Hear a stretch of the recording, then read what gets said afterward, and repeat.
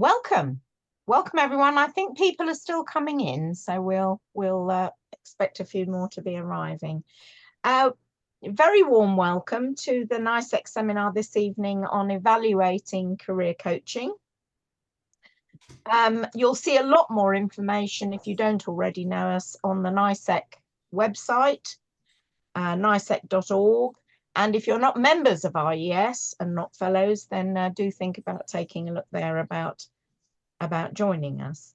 The subject of our seminar today is evaluating career coaching, explored through the lens of a specific project that Alison Carter has been leading at RES, evaluating a large career coaching intervention for people working in primary healthcare in England.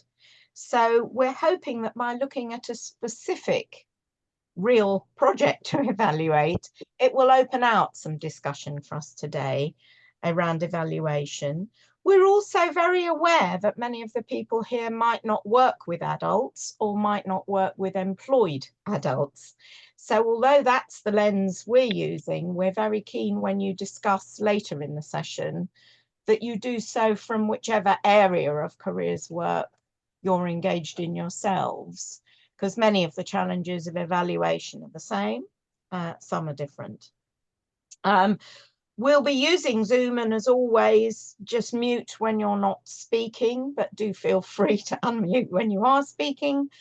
Raise a hand, put a question in the chat, all the normal stuff.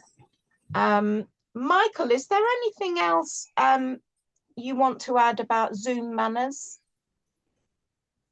No, I don't think so. I mean, as you say, please do use the chat to highlight any thoughts or comments or questions as you're going through. Thank you. And to share information if there are links to materials or your own web information. I know people really appreciate that. We're recording this talk, so if you don't want your picture to show or anything, just do switch yourself off when you're not speaking. It's lovely if you have your picture on when you do speak, because and in the small groups later. I'll just say a bit about the agenda.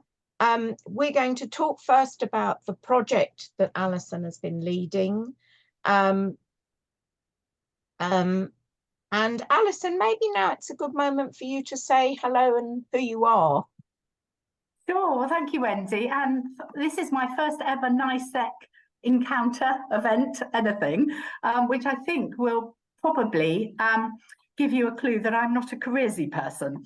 I am, however, a coaching person. I've done a lot of research and evaluation of coaching programs for employers. So I started at the Institute for Employment Studies back in 1998 as a principal research fellow. And one of the first things I ever studied actually was what was then a new thing for employers called executive coaching. And I did an exploratory study on that, which I was told at the time was one of the first in the field as far as applied research in organisations goes. So I've been doing work on coaching ever since, and that includes internal delivery models, internal to the employer. It includes this weird thing called let's make all line managers have a coaching style of management. It's something that I love to do. But the other things I research are leadership and change. Again, we're talking employed adults, workers and leaders within usually large employing organisations. I think that's enough for the minute, Wendy. Thanks very much, Alison. And for those of you who don't know me, I'm sort of here with two hats on today. I've been helping Alison with this specific evaluation project, bringing some understanding, I hope, of career issues to her huge experience of coaching and evaluating coaching. And I'm also a NICEC fellow, so I've got two homes tonight, which is especially nice. So we're going to talk about the project, the context, the challenges, the model we've used for evaluation, and a few of the findings. And as you'll discover later, we're just getting findings from a second phase of work right now. So it's sort of work in progress. We will then hear some comments and reflections from both John Lees and Professor Siobhan Neary. So it's great and very kind of those two NICEC colleagues to add their perspectives this evening. And then we're hoping to give you all a really good chunk of time in smaller groups to share your own experiences of evaluating whatever kind of careers work you've been involved in. And then we'll end with some broader reflections. So I hope that will give all of you enough interest. I'm now up for the huge challenge of sharing my screen to make sure that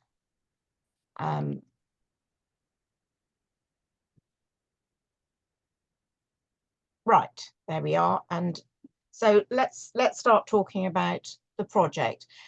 I thought I would just start with a few comments before Alison really introduces us to the context of the example we're speaking to today.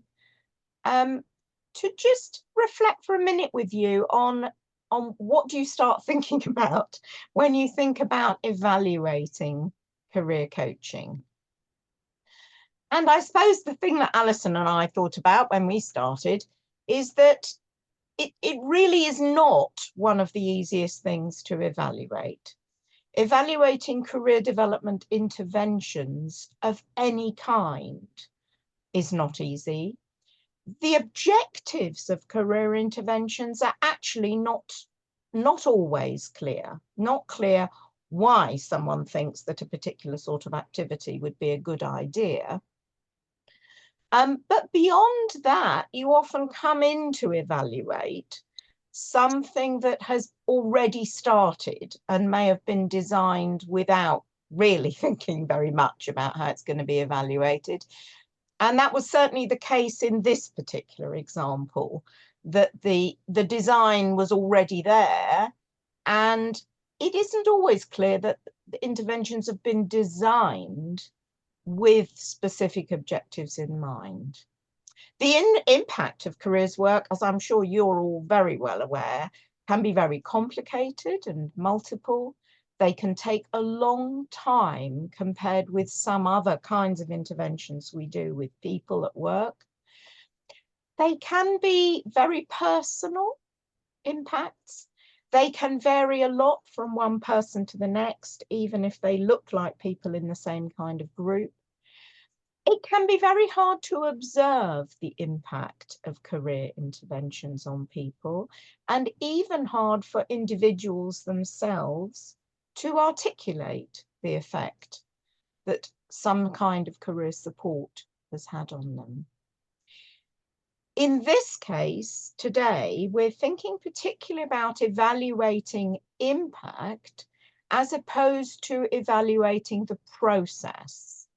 It's rather easier to evaluate a process. What do we like? What don't we like? What works smoothly? What doesn't work? That's on the whole easier than evaluating impact. In other words, what did it do? And in this project, we were also trying to measure impact, not just suggest improvements.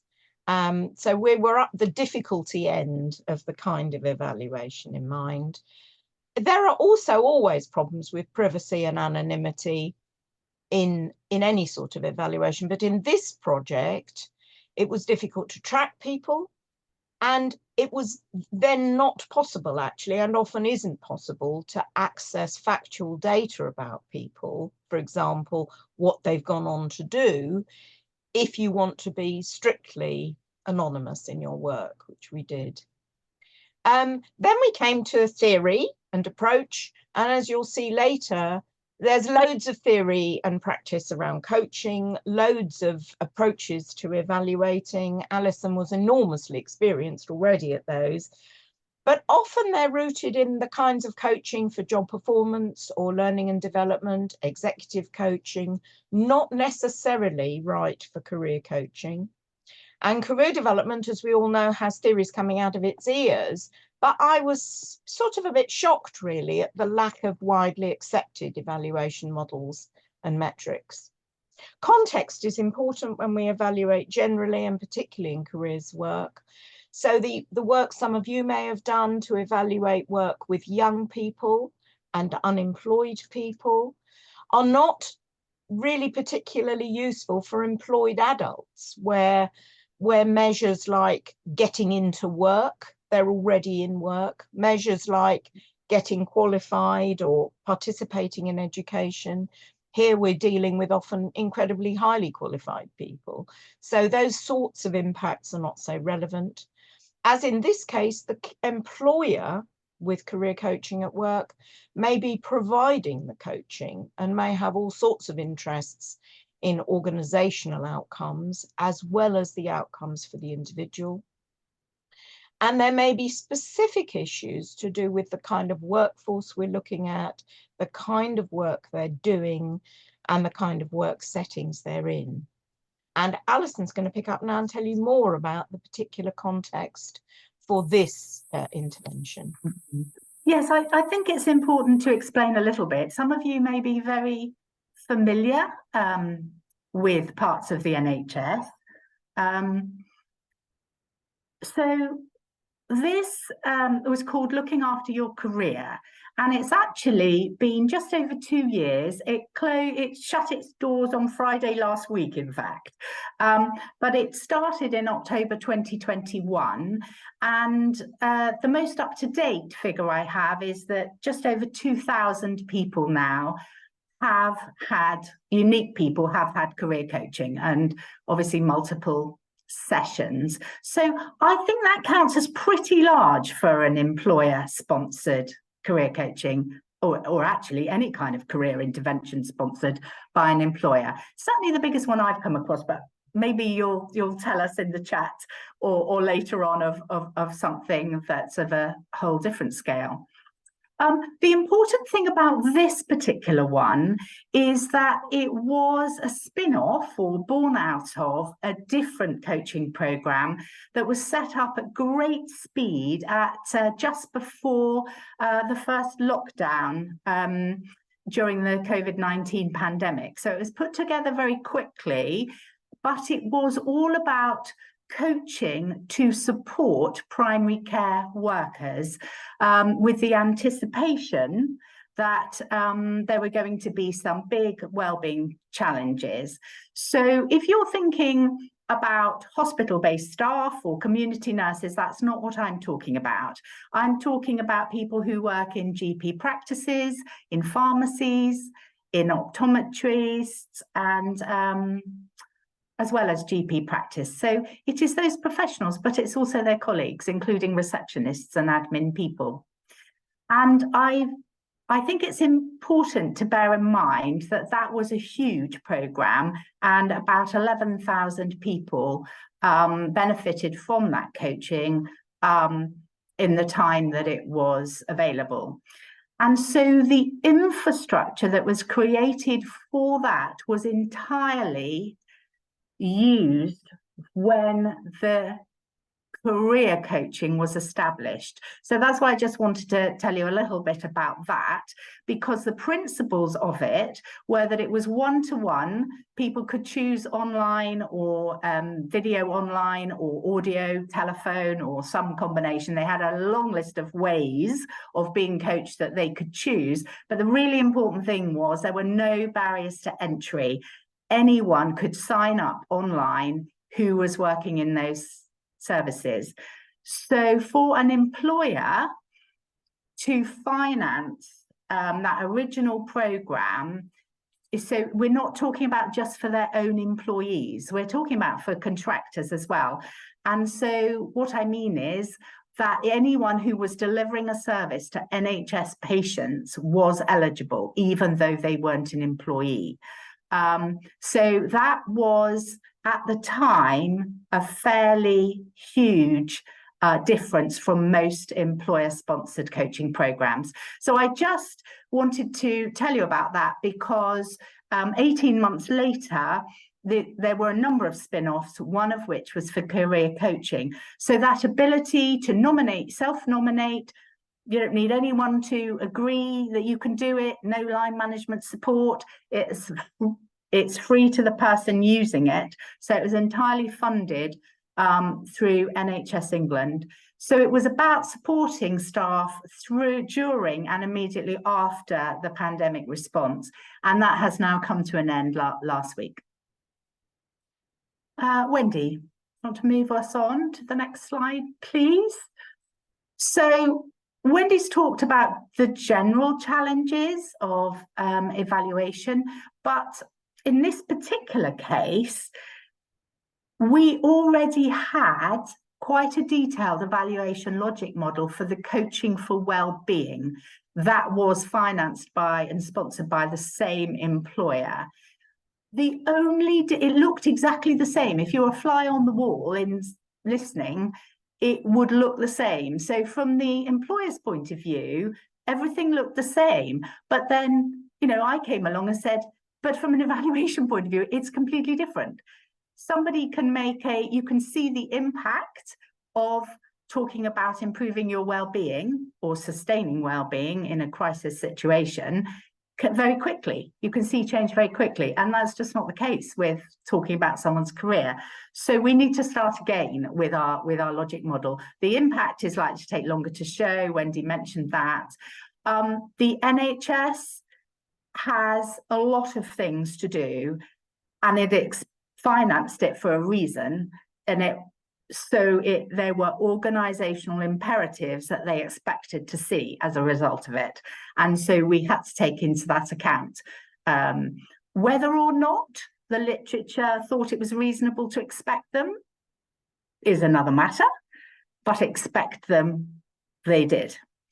And, you know, as a taxpayer, not unreasonably, you might say. So there was an awful lot going on in primary care workplaces and with the workforce as a whole. As people who are listening to the news, I'm sure since the last couple of years, you will have heard claims of a workforce crisis among NHS staff in some pockets. And that does include with GPs and dentists, actually. So there's been an awful lot in the press about this. But the main thing is it's a very fragmented and complex labour market. So I am talking about the NHS primary care in England and various estimates, but we are talking around 120,000 workers. They are not all employed by the NHS. A lot of them are contractors, or if you're a pharmacist, you might even be working for Boots or someone else. So there's about 80 different professional occupations. But if you think about your own GP practice that you might be signed up for, how many people work there? It could just be 8. It could be 20. So there are many, many employers. So it's quite a disparate, complicated labour market. And the worst thing is, even if from October 2021, from a measurement point of view, these people are hugely busy. There are many staff shortages. There are many pressures. They were still rolling out vaccines at the time. So actually, the time it takes to ask them for data was a real challenge. Wendy, do you want to go on? The next slide for me, please. I think we were just going to ask people if they had any thoughts about those challenges. Yes, I'd be really interested actually to know. That was my idea, wasn't it? So I was just going to say before I move on then, thank you, Wendy, whether our challenges are what you would have expected them to be, and whether or not they resonate with your own situation. I think I can see the chat if anyone wants to come in. Just quickly. Janet. Yeah, I was just thinking about this critical one about the organisational, the individual impact, and what a all-pervasive issue that would be. And I was wondering, I was really wondering, what were the organisational requirements or contract or expectations? So Wendy's going to explain that in the model, but basically at the time, the two things on everyone's mind at NHS England were retention. GPs are leaving because they are reporting being so stressed and burnt out. So burnout and retention, particularly of GPs, but then also dentists. You know, reports in the press every day, I can't find a dentist, the dental black spots. So those were the two things on the commissioner's mind. So that's why I hinted at, is that reasonable to expect from a career intervention, any career intervention? And I wondered, frankly, whether it was, but it wasn't that they designed this intervention to do that, not at all. It was that everything needed to contribute to that in some way. Thank you. It's a really interesting question, I think. And I often find employers almost expect a linear relationship between doing some careers work and people staying more. And I've yet to find convincing data of large scale that that's how it works. But employers do tend to feel that. I think they feel if people feel better, they might stay, they might be more highly motivated. And as Alison said, they might also think the NHS is a better place to work, sort of generally. Yes, and because if I said how many multiple employers there are, so if you're taking a helicopter view from NHS England, if they move from one GP practice to another, that's not someone leaving, that's not turnover, that's retaining them within the primary care system. So I think, you know, it's a little bit more nuanced and complicated than I'm making it sound, possibly. Interesting that from Scotland, it's similar issues. Thank you for adding that. Wendy, shall we move on? Is there anyone else in the chat? I can't see. Oh. Yeah, no. I think unhappy, burnt out GPs was a real issue. Okay, look, I just want to give you a brief preview about the methods we used before we talk a bit more about the model, because we did say we were going to talk about about the model, but I have got the data on which we're basing our findings to tell you about, just so to sort of get your head around it before we talk about what we were looking for. It feels a bit the wrong way around because we decided what we were looking for before we decided on the methods to go and get it. But nevertheless, let's just put it out here now. We used a multi-methods approach, 3 main things, but conducted in 2 waves. So we did some impact surveys, which are really looking for self-reports on a number of areas, which we'll come back to. But the important thing is that we actually sent them pretty much the same survey over 4 time periods. So before they started their career coaching, immediately after, about 3 to 6 months after that, and for some people, 1 to 2 years after they completed. So we did have a bit of a longitudinal element. So what we've done for today, because it's quite a complicated data set, is we've just, we'll give you a bit about what we're calling the short-term effects, which we've got in 2 waves, 124 coachees. We responded in the first 2 time periods, and then we've also got 51 that we had the before you started and 1 to 2 years later.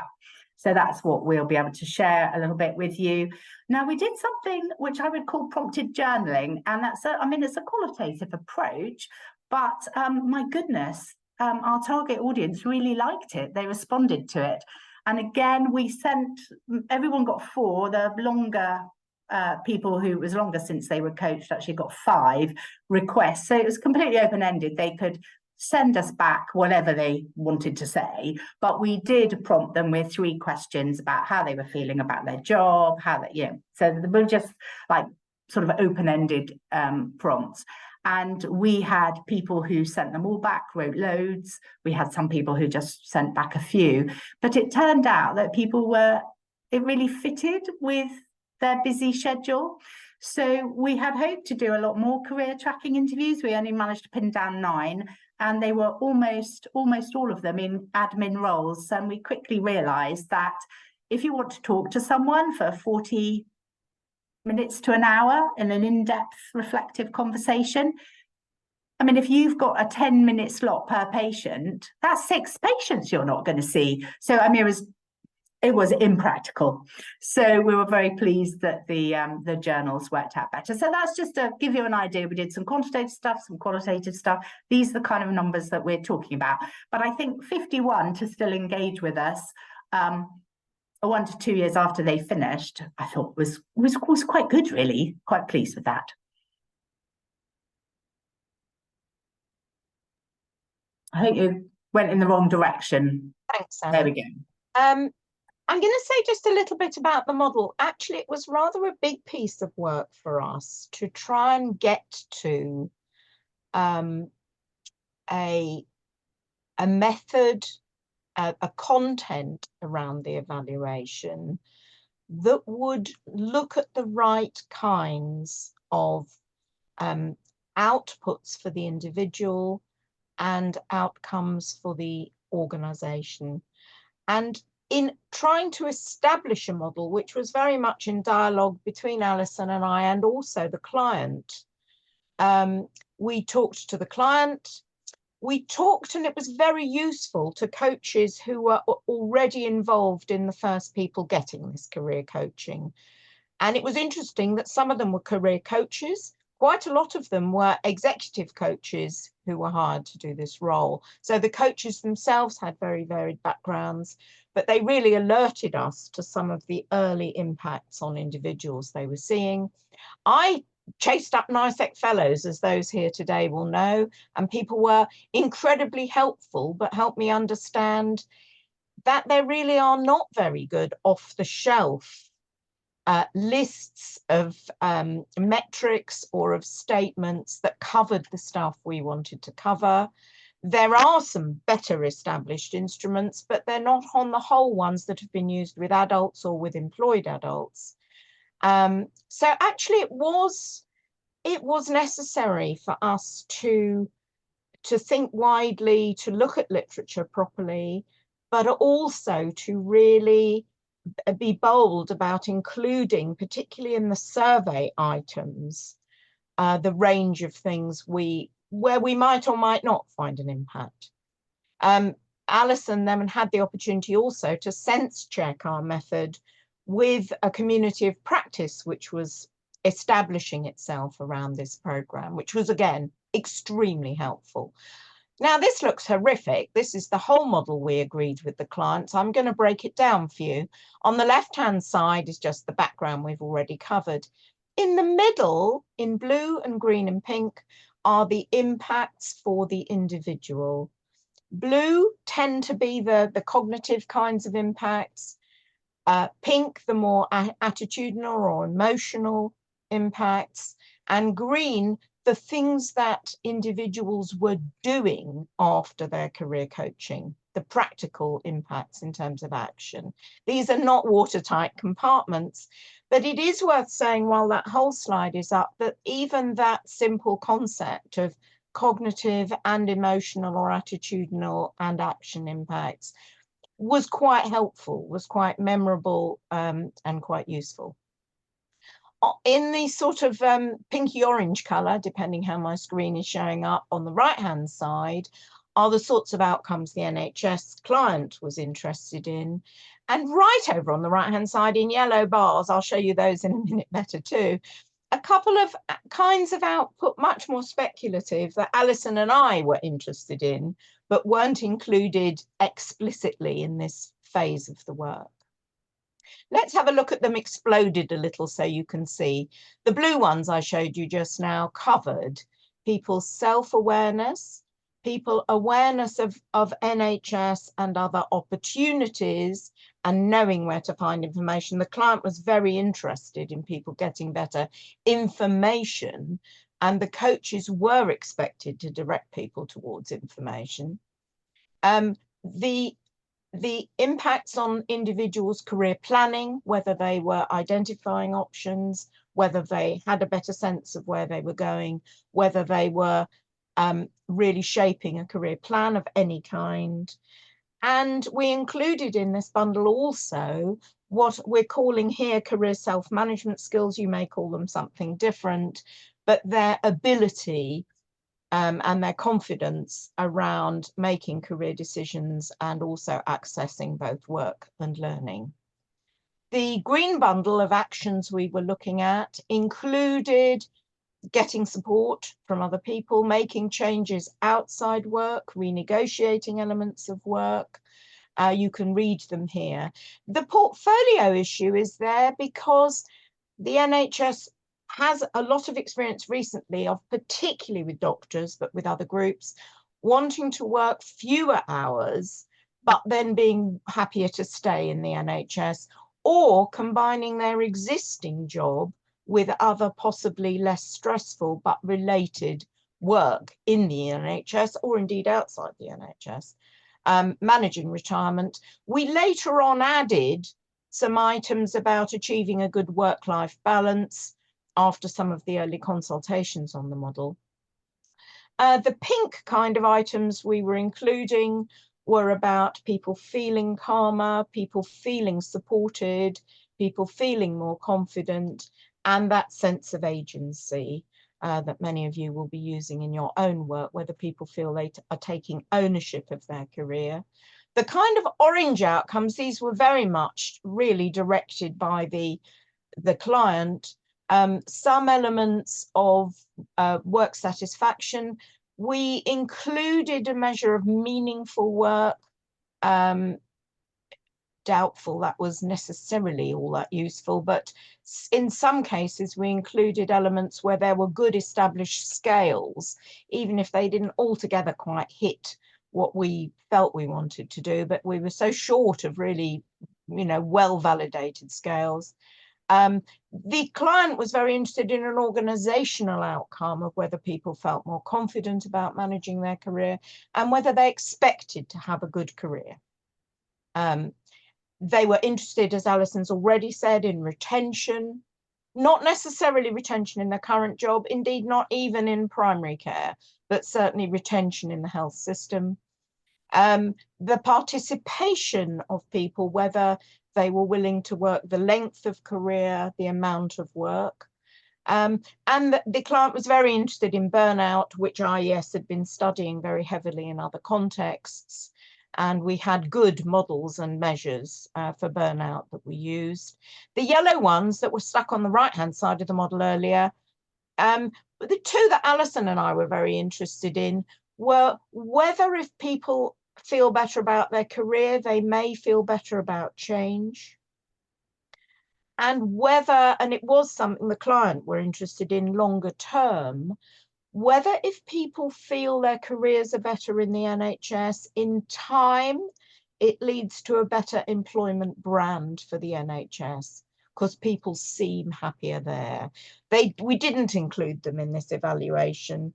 They're more speculative, but it is where your thinking gets to if you carry on forward.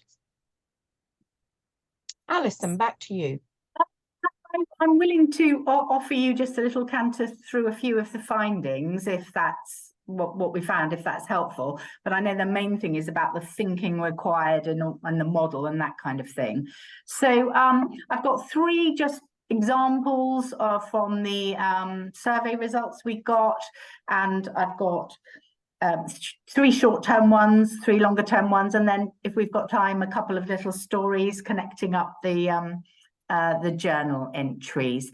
But the first one it comes under one of the groups of questions, of statements that we asked people to rate themselves against. And this was from the second wave, actually, of people the same people. So we matched the people who sent immediately after they finished coaching questionnaire with their earlier one from before they started. So these are matched pairs that we used. So quite a statistically significant increase So of clear sense of direction and about knowing what actions to take. Wendy, we need to go through these quickly. Should we do the next one? We can always come back to these. So one of the attitudinal ones is, do I feel supported by the NHS in developing my career?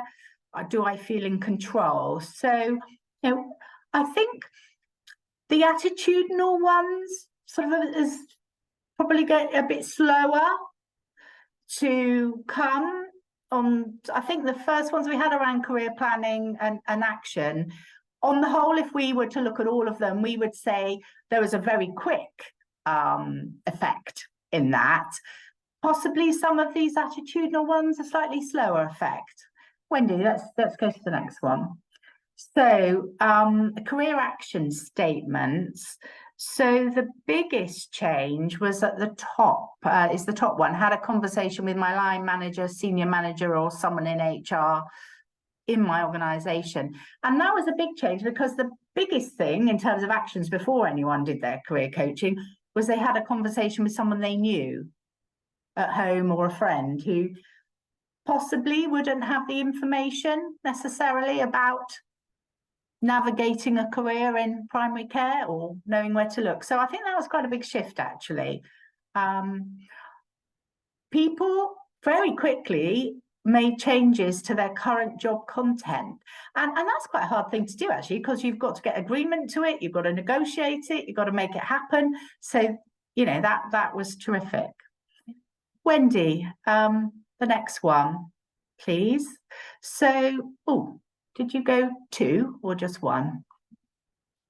Okay, so slightly longer term effect. So now we're looking at a graph from someone who filled in a questionnaire 1 to 2 years after they completed their career coaching sessions.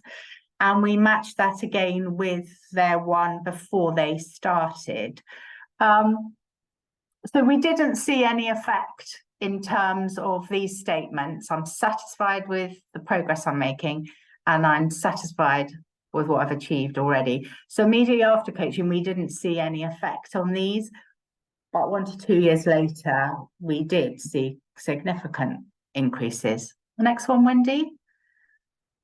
And that one sort of supports the feelings I know many of you will have, that some of these things about really progressing towards career goals, you just, you know, aren't always very quick. And particularly for adults in high skilled jobs, they're perhaps not quick. One of the things that was very important to NHS England was people feeling that they could have a fulfilling career in the NHS. That's why it was on our model. So there wasn't such a big shift on that in our sample, but nevertheless it did increase. Wendy, we haven't got very long. Let's do the last graph. Now this one's a little bit more tricky to get your head around. When we say longitudinal follow-up, this means 1 to 2 years after they've finished. And this is the one that's got NHS England very excited, because there's appears to be a very big reduction in people no longer thinking about changing their role and no longer searching for another job. So within means within the health, the primary care sector, and outside is the private sector, essentially, which in some occupations is bigger market, labour market than in others. But that's a really big difference 1 to 2 years later, the number of people who are thinking about a change. So I think there may be some weird things going on with that. How you interpret within, outside, how you interpret changing your role. There's lots of things that might be going on, but nevertheless, superficially, despite me saying at the beginning, I would have thought people are it's just as likely that career coaching will make people leave than who thought they would stay, than it is people staying who thought they might leave. You know, who knows? But NHS England are very interested in this particular result. So it's very hot off the press. There's a lot more thinking about it required. But superficially, it's very interesting, and it goes against some of the literature that we've found. Seems to be fairly unique to this particular piece of work. Wendy, next one, please. So I've just got two quick little stories. So this is the qualitative stuff now, and I've picked out things that are potentially to do with retention, because that is what NHS England were very interested in. But I have lots of these stories that are about individual outcomes that we could easily pick about individual impacts. But I tried to look at things of relevance to the organisation or impact. So we've got one person. They were all anonymous. We didn't ask people what their role was, but a couple of people indicated what it was in their journals and said they were happy to share. So this was a GP who they recorded in their journal that they were disillusioned and they were actually thinking of just giving up medicine completely.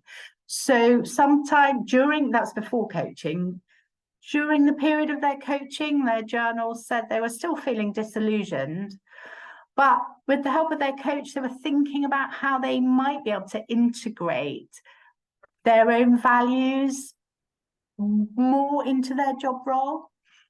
And then sometime after they'd finished coaching, they reported feeling a lot more positive, and they were still in their role, but they weren't going to jump ship quickly. They were going to take their time to fully consider their options. So you could, at a push, say, is that a short-term retention? Certainly, it's helping someone take time to consider their options. So I would have thought that was a good outcome. So next one, Wendy, the final one I just wanted to say. We had another GP. They weren't all GPs, by the way, who accessed this coaching, but about half were GPs.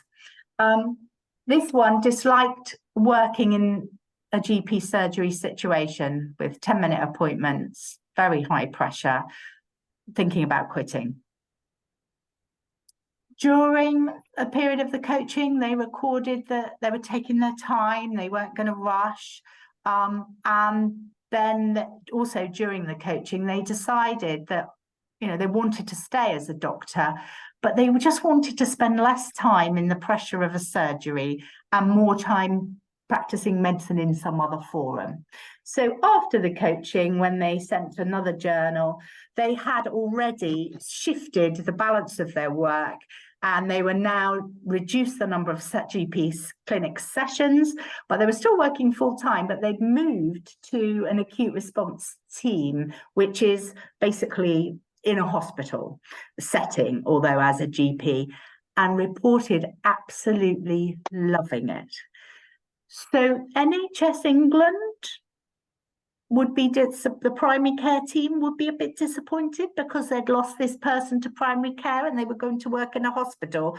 But if you take a kind of a taxpayer whole NHS view, it's great because they didn't quit. They're fully retained within the system and much happier, loving it. Wendy, I'm going to finish in a second. Do you want to give me one more slide? I just wanted to reflect. There's so many findings, there are so many inputs that went into that, but we want to give you time to talk. So I just thought I would summarize. Literally, I'm writing the final report as we speak, so hot off the press in a way.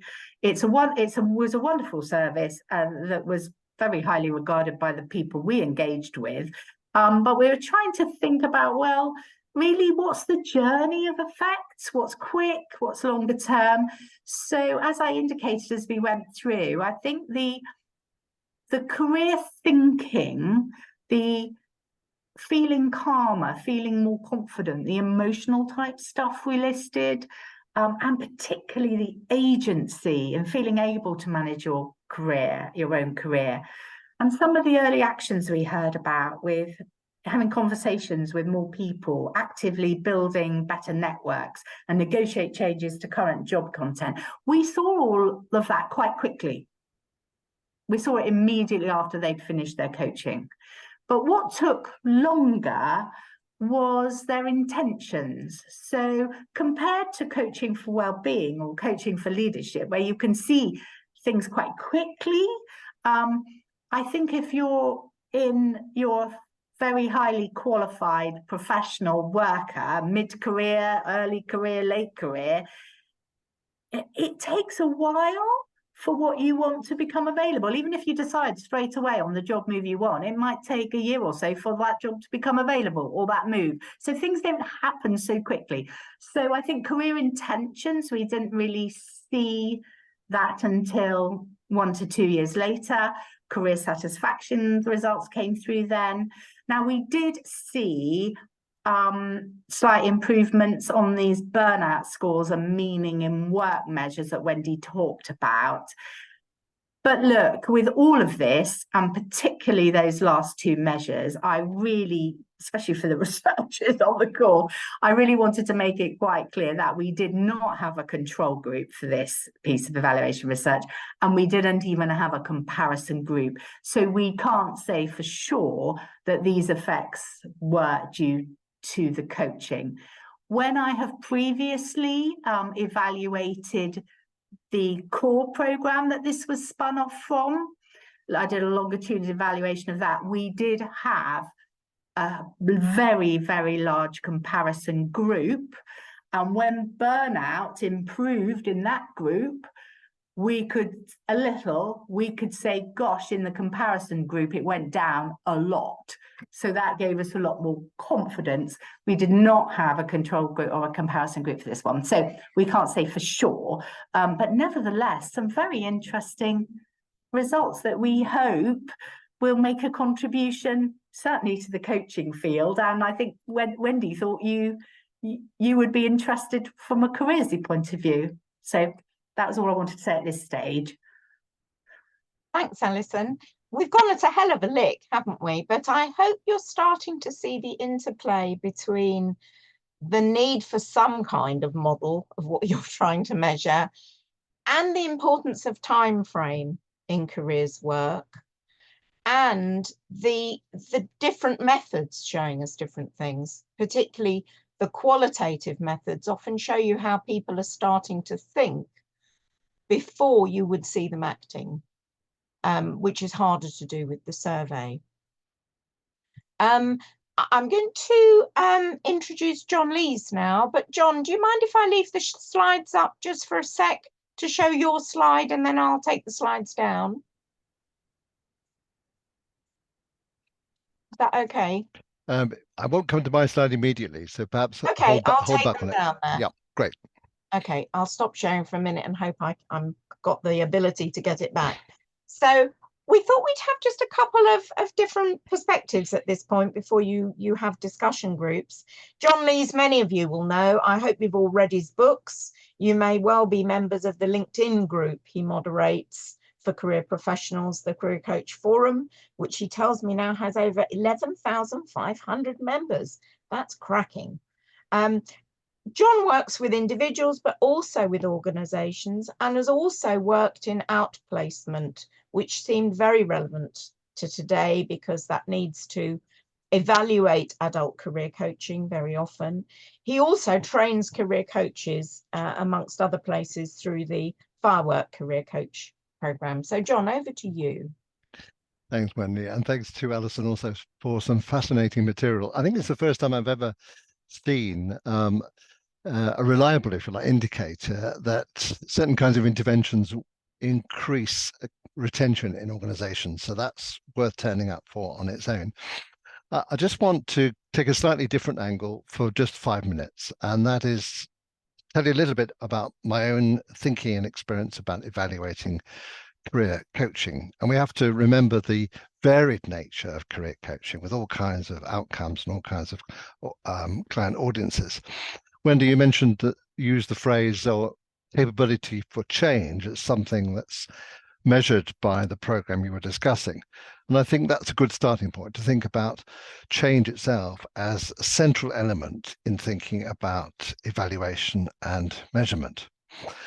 And I also want to put a rider in here that we are very much aware of the value and integrity of person-centered approaches, but it is sometimes interesting to look at other models. For example, the things you find in performance coaching and executive coaching.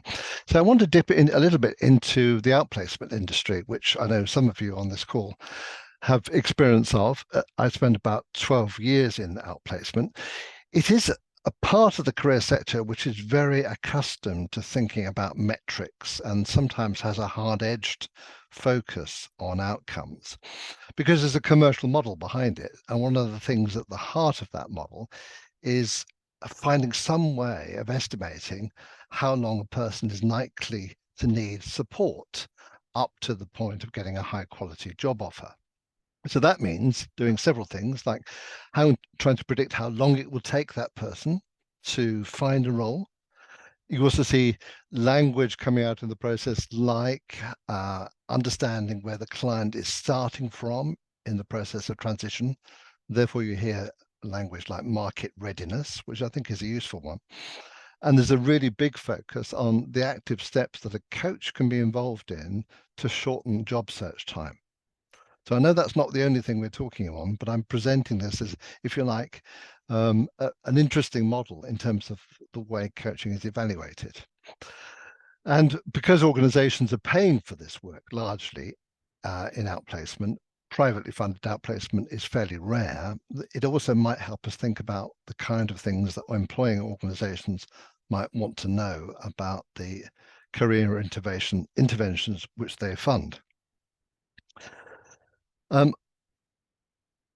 One model I have for coaching, it's a phrase I've used a lot when training other coaches, is that I think at the heart of career coaching is an idea about what coaching really is. And the phrase I use is that I think what we're trying to do is help clients achieve their own goals without getting in their own way. Now, there's quite powerful language in that, in terms of what we mean by goals. And I certainly don't think we're about fixing people or being directive or just dumping information into people so that they do exactly what we tell them to do. I think a good metric for me is a simple word, and the word is useful. Whatever I'm doing with a client needs to be useful, and you can make of that what you will, really. So I think this would be a great moment, Wendy, to dip into this slide that's the one slide I'd like to show, because I would love to remind people of a particular model that I dip into from time to time when I'm training career coaches. And we'll get there in a second. It's deep in the pack. There it is. Perfect. Thanks, Wendy. So I don't know how many of you have come across this. Eric Dahan's book is mentioned there on screen, but I quite like the robustness of this. He says there are two axes here that we can consider. One is looking at suggesting as opposed to exploring. Suggesting for people who don't like anything that looks or feels or smells directive becomes a sort of suspect word. And the confronting and supporting, again, the word confronting can worry some coaches, but they're all useful tools. But both ends of each scale are useful. So confronting might be about keeping clients accountable to their own promises to themselves or to the work that they've committed to do. And the thing about suggesting rather than exploring is, for me, it's often about shortcuts. So let me give you a couple of very short examples, and then I'll have covered what I want to cover. So an example of a shortcut is of useful suggesting rather is to give clients shortcuts. So in other words, rather than them going the long way and getting a certain kind of results, some of which might be negative, you offer them one or two short ways, which are more likely to give better results quickly. In other words, you tell them where the bear traps are so that before they wander into them. And another good example of that would be the typical kind of CV that we often see, which is overstuffed with adjectives, which generalize statements, just giving a client a bit of feedback about how that CV is likely to be read by a busy recruiter can be really useful.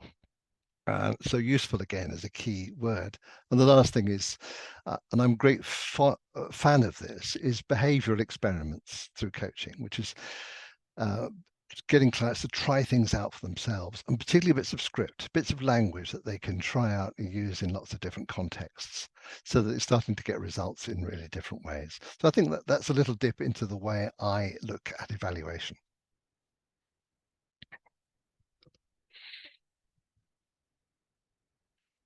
Thanks very much indeed, John. That was very, very useful, using your own word. And good and thought-provoking from someone else who's done a lot of work with adults, both employed and unemployed.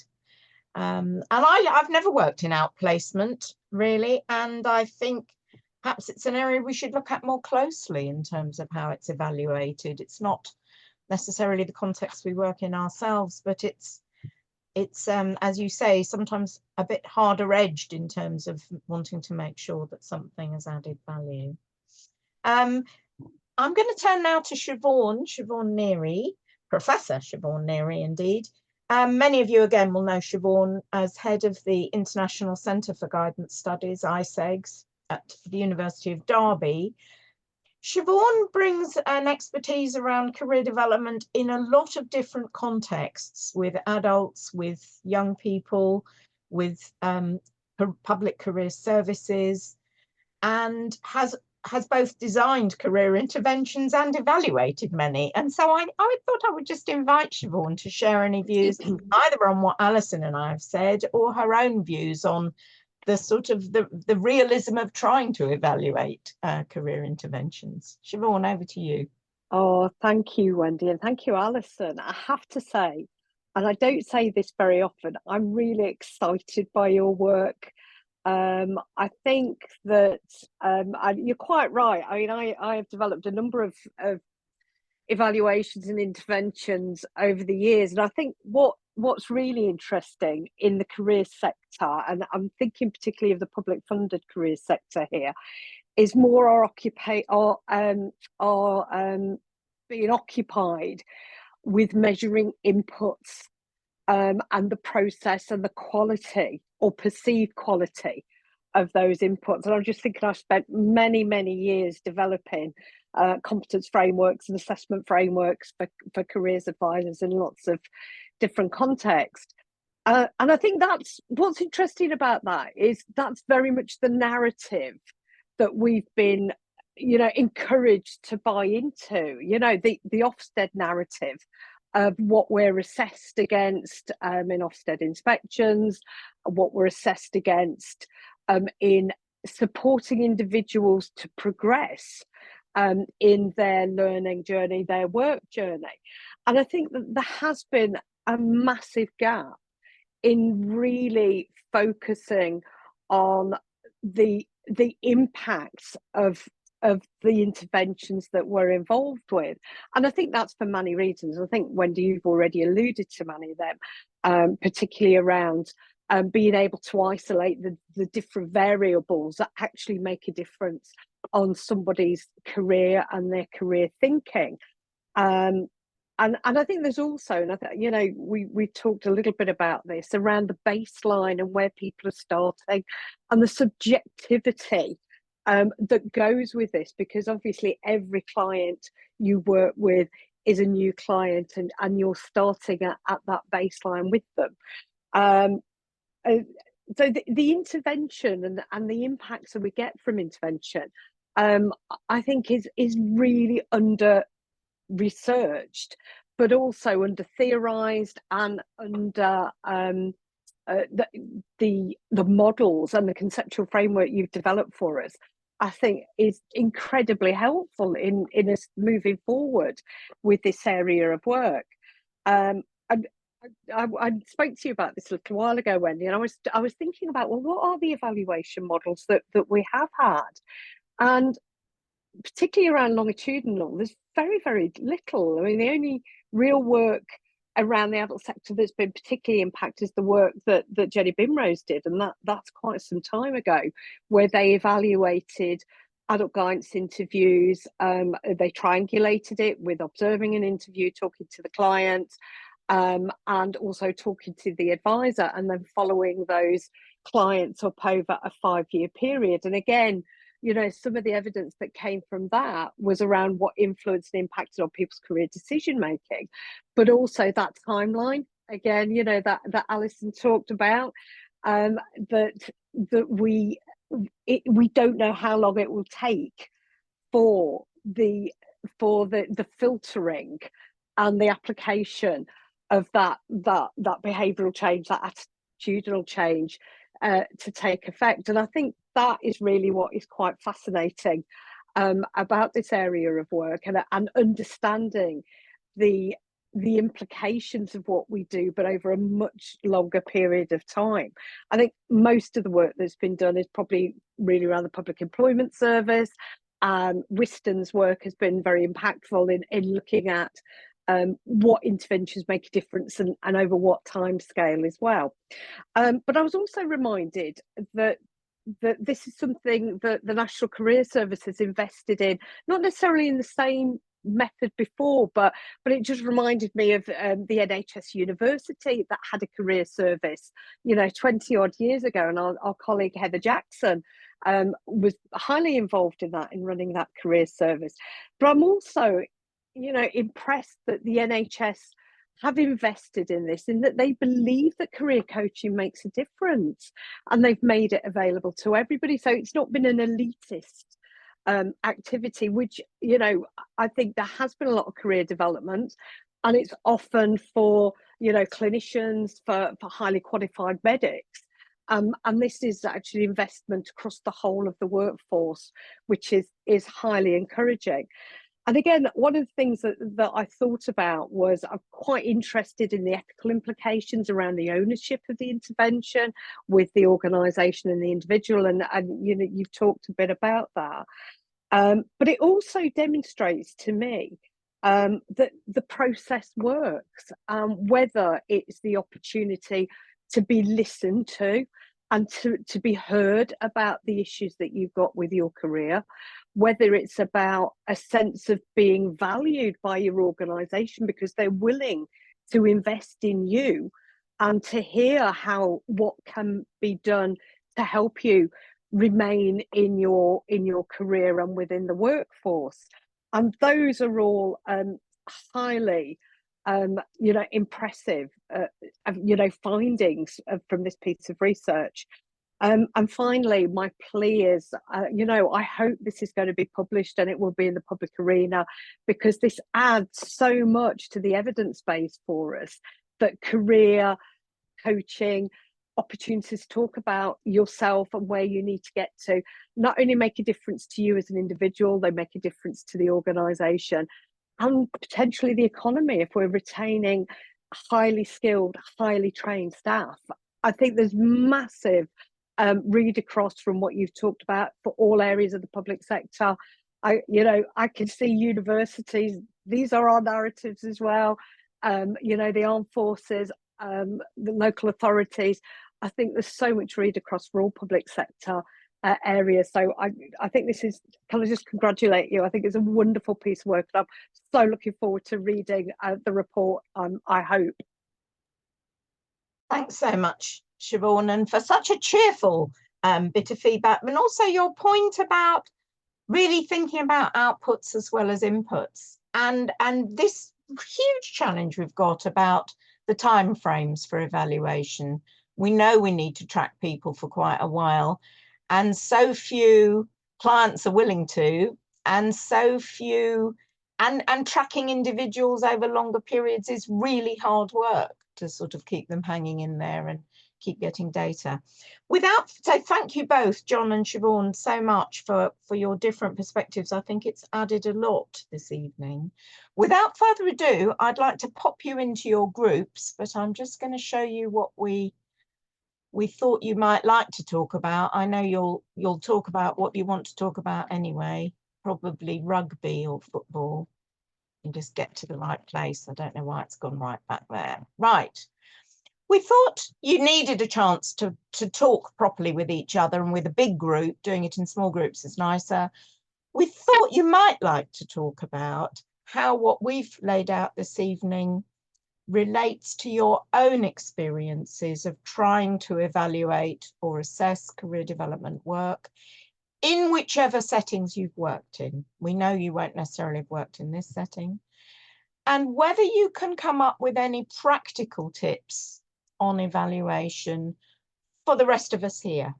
Anything, any just sort of useful views.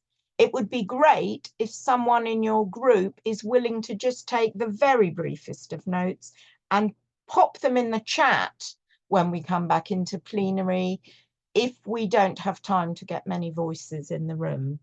Michael, I think we'd like to run to about 20 past, if that's okay, so people have their full planned 15 minutes conversation. So would you like to put us into our groups now?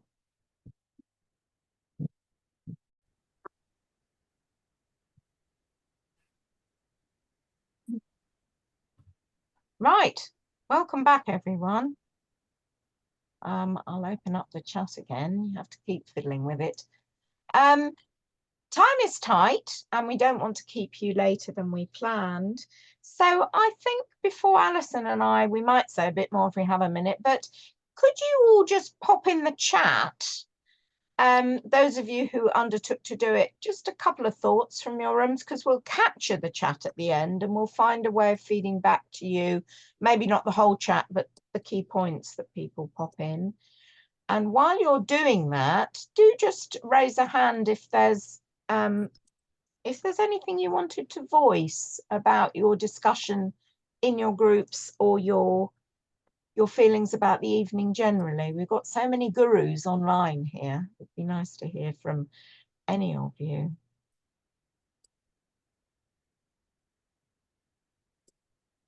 Anyone moved to speak?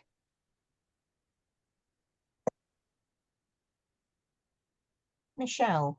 Oh, a little light came on you. Were you moving? Oh, and Siobhan's got her hand up. Is Michelle going or shall I go? You go first and then Michelle.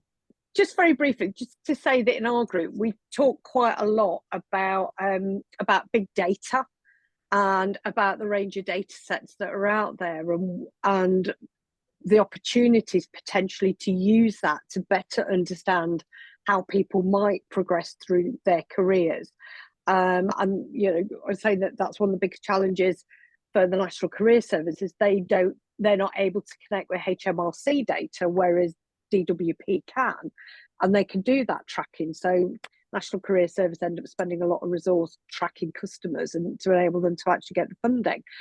But there must be a lot. We were all convinced there's a lot of opportunity in big data that could help us better understand how people are progressing through their careers and perhaps where different interventions might take place or how they happen.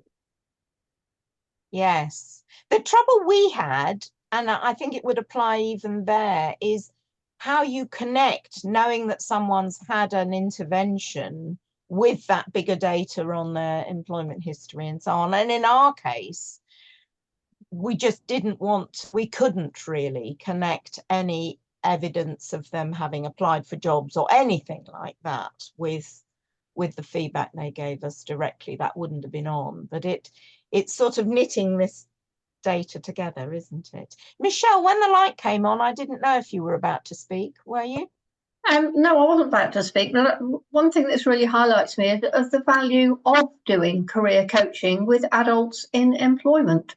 And so little value and resources are put into that. It's such a shame, certainly in England.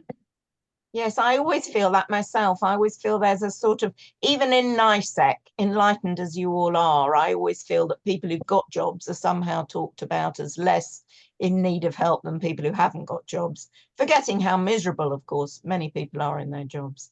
Laura, you've got a hand up. I do. So as you know, I work a lot in organisations, and I think it is easier to access data within many organisations. So I can't honestly say that within the scale of the NHS. But I was interested and quite appreciative, actually, of the fact that the NHS project that you were involved with were clear they were interested in retention. Because a lot of other organisations that I've been part to would be interested in other clues. So we talked about in our group around engagement, around performance, around progression, around social mobility, around progression of pay, around progression of skills. And within an organisation and an HR system, you can normally get at some of those things. So you can know if somebody's been involved in a coaching intervention, and you can also know some of those other measures, including retention. So it's just an interesting one about just being really clear, which often we're not, and I haven't seen it done very well. So I appreciate that the fact that you guys have done this work, being really clear about what is it, and having a framework from an individual benefit and an organisational benefit. So yeah, it's a good start, but just to remember there are lots of other clues that may also be useful beyond retention. Yes, and many employers do regular employee surveys that measure engagement and so on, but they almost never ask in them what interventions people have used. So you can't join the dots between them having taken it. So, you know, there are things I'd like to know about what sort of conversations people have, and then whether they were useful, which you could easily ask, couldn't you? Michelle, quick final one from you, and then I'm coming to Alison. Yeah, just thinking of retention. I think you have to be careful about retention and careful about comparing it with turnover.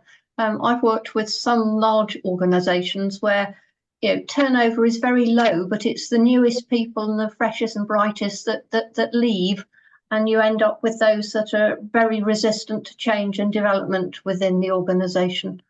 Yes, and it's interesting that in the UK at the moment, it is junior doctors we're losing the most, which is terribly worrying.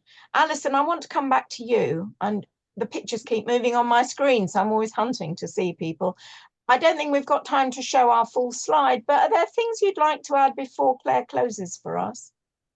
Well, I would just like to go back to the title about evaluating career coaching, and just sort of say that the two things that I've learned about evaluating coaching generally over the years, and I say to employers who bring me along, is, can you articulate the purpose of this intervention?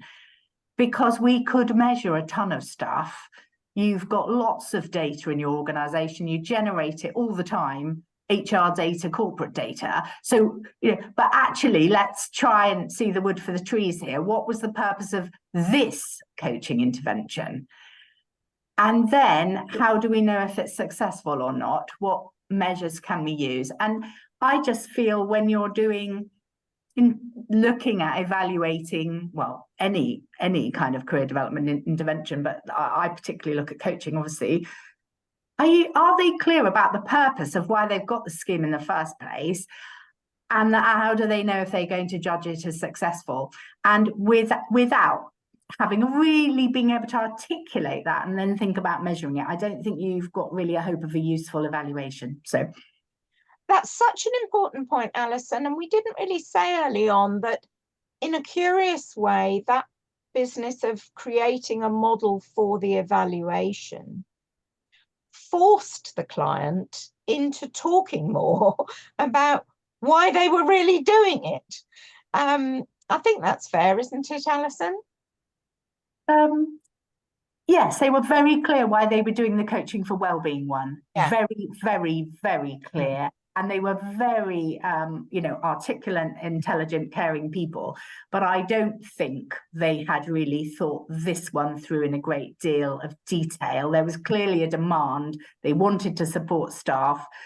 But actually, it was really, really helpful. And although the intervention finished last week, I think the learning from it, they're really going to take forward and think more broadly about what they can do to support people in their careers. So the thinking they did as part of our development of this logic model, I hope will have some lasting impact beyond this one intervention. That's my hope anyway.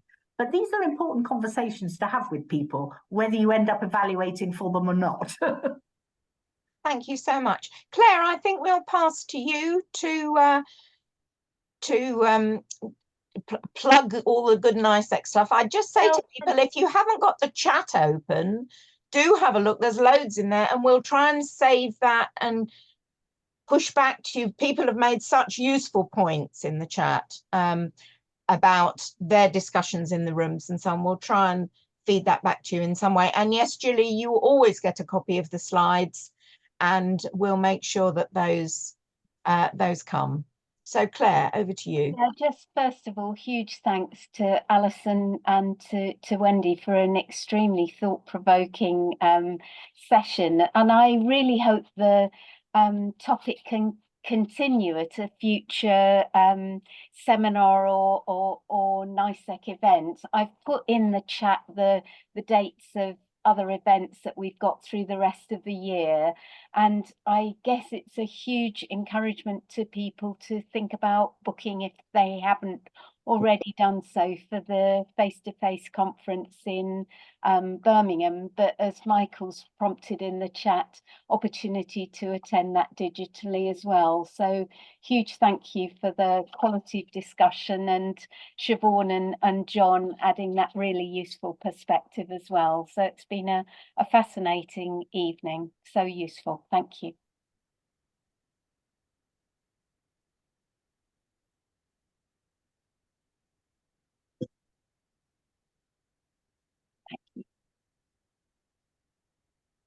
Thank you.